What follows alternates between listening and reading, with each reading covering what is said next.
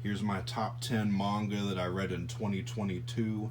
I'm going to do my best to keep this intro short because we all know intros are just kind of annoying and the video title should be pretty self explanatory. And I don't think you need my help explaining what a top 10 is or what a manga is or anything like that.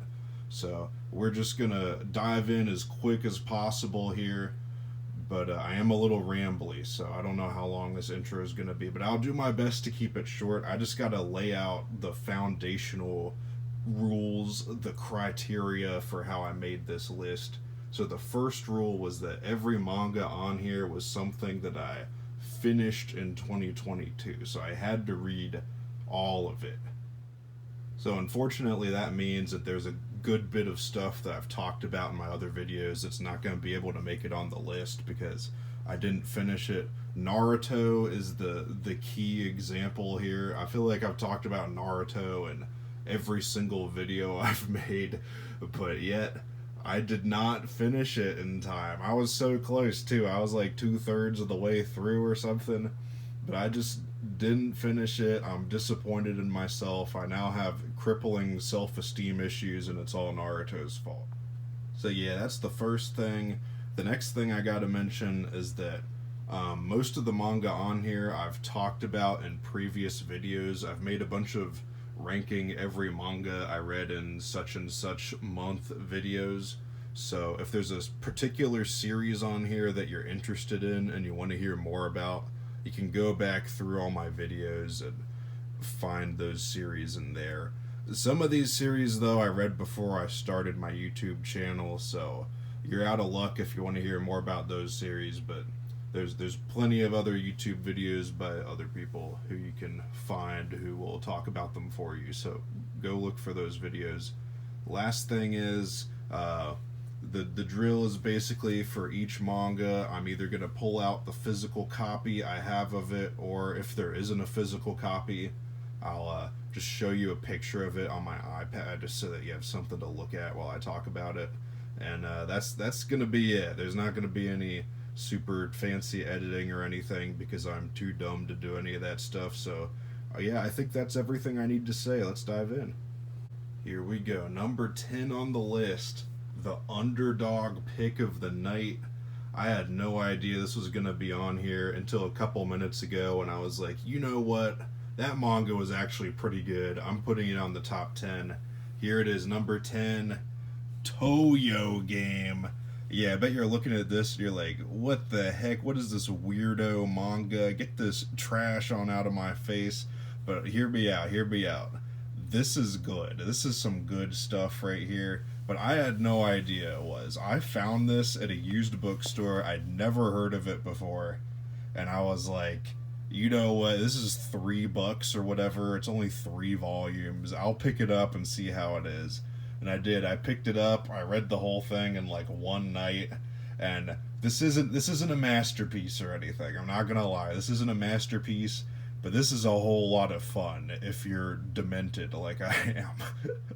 Toyo Game. So this is a death game slash battle royale slash whatever you want to call it series. Think Squid Game, Hunger Games, stuff like that. It's basically just high schoolers having to kill each other. And I'm into series like that. I'm a bit of a death game connoisseur these days. So I picked up this one because it sounded interesting. And it was pretty good. If you aren't into death game series, this isn't going to be the one that changes your mind. It's not. This isn't the Citizen Kane of death games, but I found it to be very fun. And the reason for that is because I feel like it has a lot of guts. Like it just, okay. So in most death game series, especially the anime-inspired ones, the main character is always this very moral, virtuous guy who's all like, oh, even though we're forced to kill each other, I'll never do that, and I'm gonna rise up against the system and get us out of here without having to kill anybody. And then he does, and I feel like that's kind of, it's just a way to wimp out of the premise, you know. And this series does no wimping. This is just pure, unadulterated carnage through and through. The last volume of this is some of the craziest stuff I've ever seen in manga. It was absolutely buck wild. So if you just want something that's, a little messy. It's not perfect, but it's just absolutely insane. Go check this out. Number 9 on the list is Helsing. Now, Helsing is a manga classic. If you're into manga, you've heard of this one. But unlike a lot of the other classics like Berserk and Monster and all those, this is one where a lot of new people who get into this, they read it for the first time and they come away a little disappointed and don't really know what's so special about this one. And I can see how you would be disappointed in this if you go into it with the wrong expectations. I think a lot of people, they go into this thinking it's going to be super deep and profound or something, and it's not. But that's okay, because it's not trying to be. Helsing is basically Die Hard with the vampires. And it does that extraordinarily well, Like, just imagine if Die Hard was super deep, it would be a less good movie.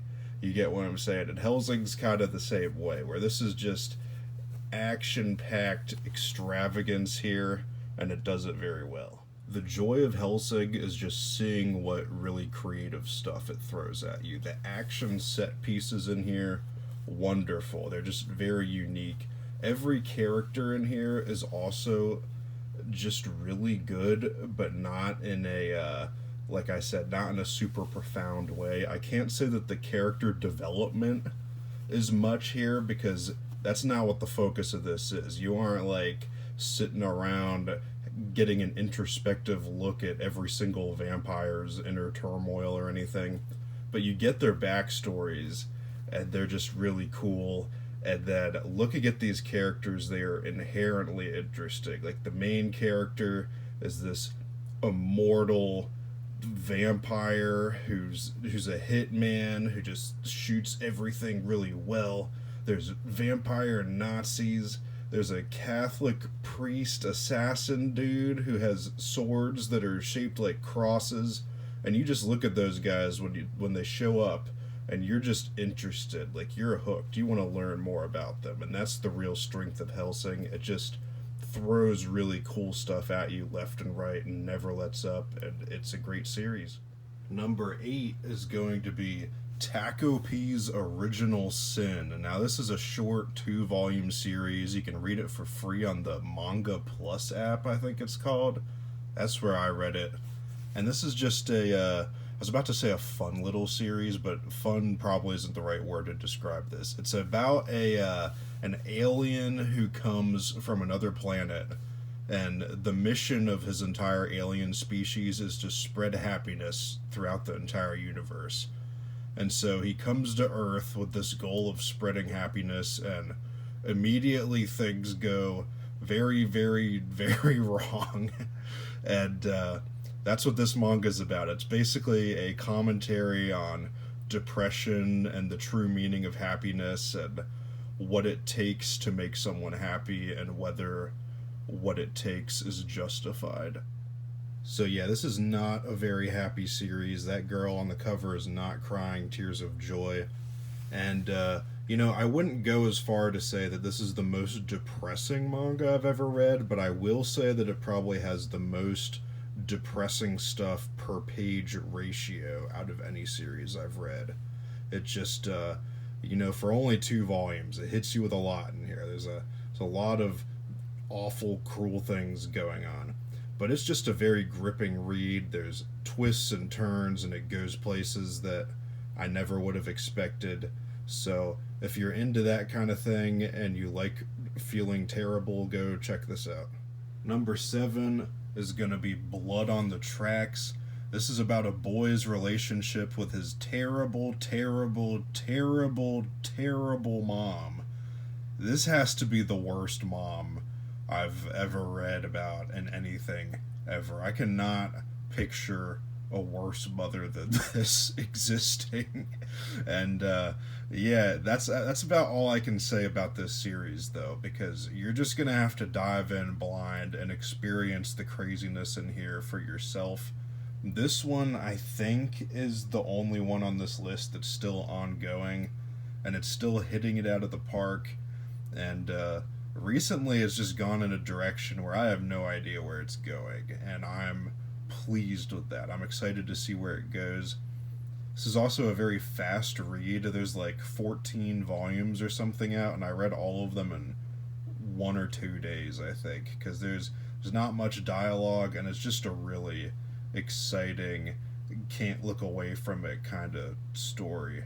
So that's that. If you like really terrible moms, go read this series. Number 6 is 3 Days of Happiness. This is another really short series. It's 3 volumes. And this is about this guy who's super poor. He's like selling everything he owns just to make ends meet. And he hears about this magical shop where you can sell bits of your lifespan off for money. And so he goes there trying to get some cash, and he finds out that the entire rest of his life is only worth about $3,000. But he sells off the rest of his life anyway because he really needs the money, and he doesn't really like his life that much, so in his mind it's not that much of a loss.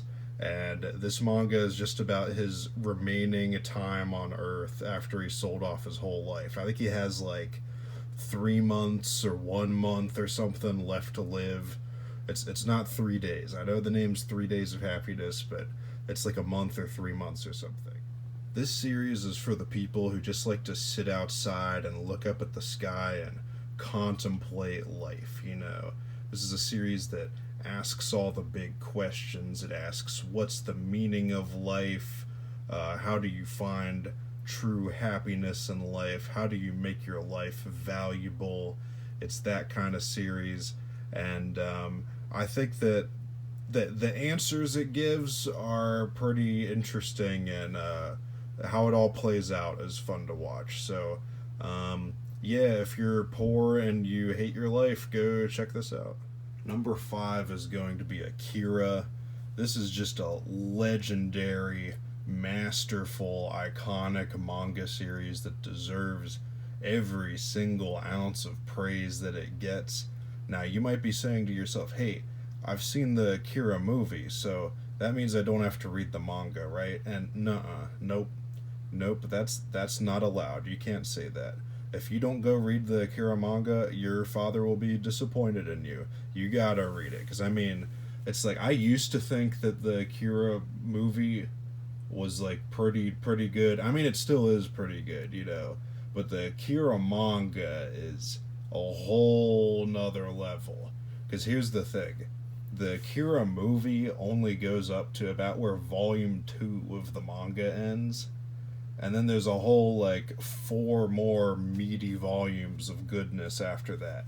And even the stuff that the movie does cover, it's, like, way more in-depth than the manga. So if you've seen the movie, go read the manga anyway, because it's a whole nother animal. If you don't know what Akira is about, it's a cyberpunk series which focuses on these 2 boys, Kaneda and Tetsuo. And one day Tetsuo develops psychic and telekinetic powers, and these powers just keep growing and growing and growing over the course of the series to a point where he's essentially like ascending to godhood and becoming all-powerful, but he's also being driven mad by all this. So he's becoming this super evil, powerful being, and Kaneda, his old friend, has to take him out. This series is from the 80s, and yet it feels super modern. It's just timeless. This is a timeless work here. This will age better than stuff that came out yesterday, because the paneling in here is some of the best paneling I've ever seen. Like, I know that's not a super exciting thing to say. You aren't sitting there like, oh my goodness, it has good paneling, I have to read it. But no, when you read this, it just seems grand, because stuff that's big, it looks really big. I know that sounds like a dumb thing to say, but when you start reading this, you'll understand what I mean. You'll be like, oh, that is just big. Like, everything in here has impact. The art is great, the characters are great, the story's great, everything in here is great. It's pretty much a masterpiece. Go read it, even if you've seen the movie. Number 4 on the list is going to be After the Rain.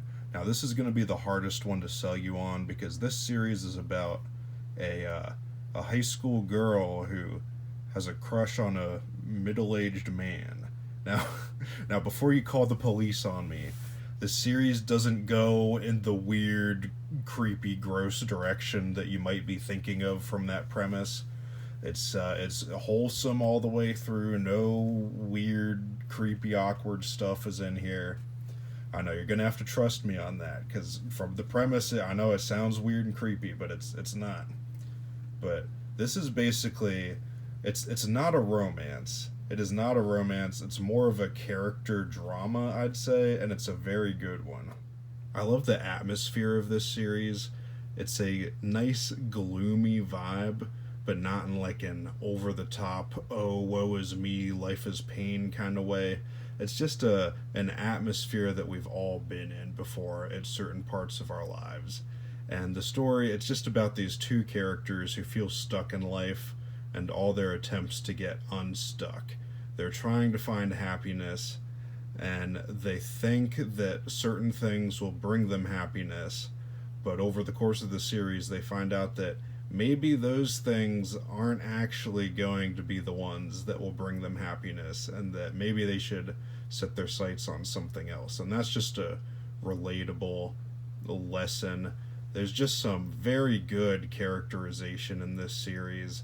It deals with some emotionally complex themes that I really appreciated, and it's just a great series overall. I felt this one surprised me a whole lot because, like I said, when you hear the premise, you don't know what you're getting into, but I really enjoyed this. So yeah, if you're sad and you're attracted to middle-aged men, go check this out. Number 3 is going to be As the Gods Will. This is about a boy who goes to school one day and everything seems fine at first until the teacher's head explodes and this otherworldly entity appears and forces all the kids in the class to play a death game. So this is a death game series. Of course I'm going to love stuff like this, but among all the death game series I've read, this is one of the best ones. This is the second best one I've ever read because the stakes in here just get so high. Most death game series, you know, it's just a bunch of kids locked in a basement somewhere and they have to kill each other. That's not where this one goes. This one, the stakes just get higher and higher, and things get crazier and crazier. And oh, the games in here are just so imaginative. There's just, it's really tense at parts. The characters are fun. There's so many nail-biting scenes. And there's just, this one just has such a broad scope. This is really one of the best manga I've ever read. One of my favorites. Also, it's technically 2 series. There's As the Gods Will Part 1 and 2. You gotta read them both together. So yeah, if you ever check this out, keep that in mind. But yeah, great series. We're getting close. Here we go. Number 2 is going to be Dragon Ball. Now, this is the original Dragon Ball, not Z. And it's not because Z is bad or anything. It's just because I read Z 5 years ago, and 5 years ago was not 2022, so it's not eligible for the list. But anyway, I feel like people might be surprised by seeing Dragon Ball this high up, because Dragon Ball is kind of viewed as the vanilla ice cream of manga these days, where people think, yeah, sure, it was good for its time, but there's been a lot of other shonen series like it that have come out and have improved on everything that Dragon Ball did. And I think that you could maybe say that a little bit for Dragon Ball Z, because that was kind of one of the first big dudes punching each other shonen manga, and basically every battle shonen since then has ripped off that series, so it feels less fresh when you go back to it, even though it's still really good. But the original Dragon Ball still feels very fresh, because this isn't really a battle shonen until you get closer to the end. This is more of an adventure series, and so not much has ripped it off comparatively. When I first read Dragon Ball Z back in the day, I skipped over the entire original Dragon Ball because I heard about it and I was like, Goku's a kid and they're just going around looking for Dragon Balls. That doesn't sound fun. I'm gonna skip to the part where they all start punching each other. And so I did that, and it was a bad decision because now I've found out that I like the original Dragon Ball a good bit more than I liked Dragon Ball Z. The original Dragon Ball just has so much heart to it. Not that Z doesn't have heart, but the original Dragon Ball just has a lot of heart. It's just the characters are so lovable here. This one's a lot more character centric than Z is, I feel. And yeah, there's like just charisma exuding from everybody in this series. They have such good connections between all the characters. The story's really a lot more interesting than you'd expect from Goku being a kid and looking for Dragon Balls. And then this is also just a super funny series. That's probably the thing I least expected about this. This might be the funniest manga I've ever read. I'm not gonna lie. This was I was cracking up. I don't crack up that much, but this one had me dying at parts because this is just way funnier than I ever expected it to be. I loved going through this series a lot. It's now one of my favorite shonen of all time. It deserves all of the respect it gets. This is a wonderful series. Go check it out. And finally, here it is. The number one pick, the best manga that I read in 2022. It's Alice in Borderland. So this has the distinction of being the absolute most gripping, engaging manga I've ever read in my entire life.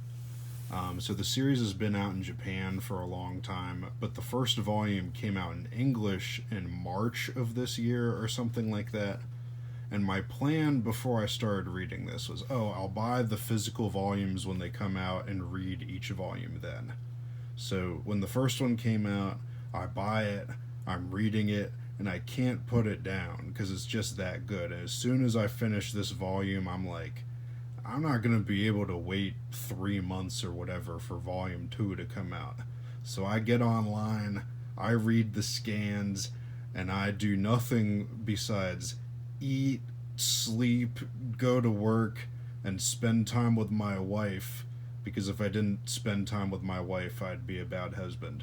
I do nothing but those things until I'm completely done with this series. This just consumed all of my free time for like a week or so.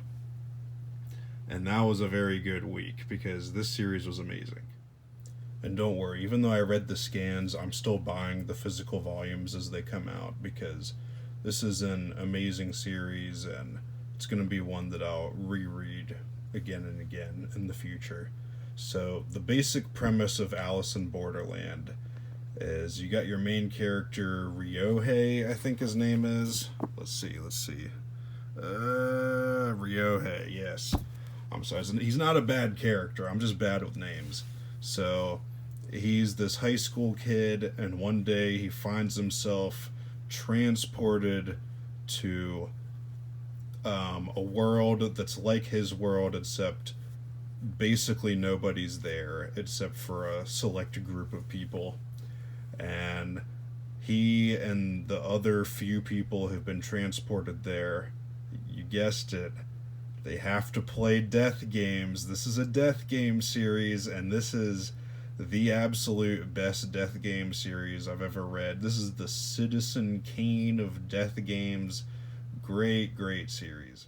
The story is just so compelling for a number of reasons. The first one is the overarching mystery of what is this world they've been transported to, who did that, what's the point of it, and you get slowly spoon-fed all these little itty-bitty details about the situation they're in, and they're just very enticing, and you just want to keep reading. And then the characters in this are great. These are the best characters in the death game series.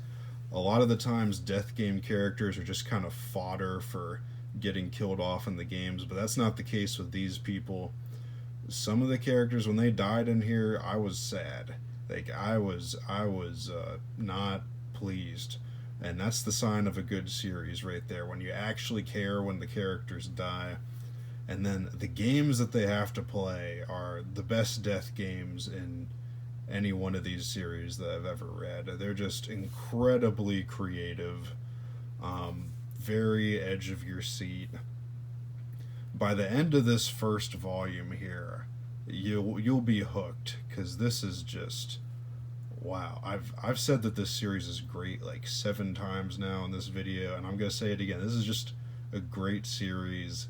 Everyone should read it, and this is the best series that I read this year, and one of the best manga I've ever read in my entire life. So there it is. Those are the 10 best manga I read this year. Let me know in the comments what the best manga you read this year were, because I need some recommendations for what to read next year, you know. That'll be cool to hear your thoughts. So yeah, I hope you all had a great year, and I'll see you later.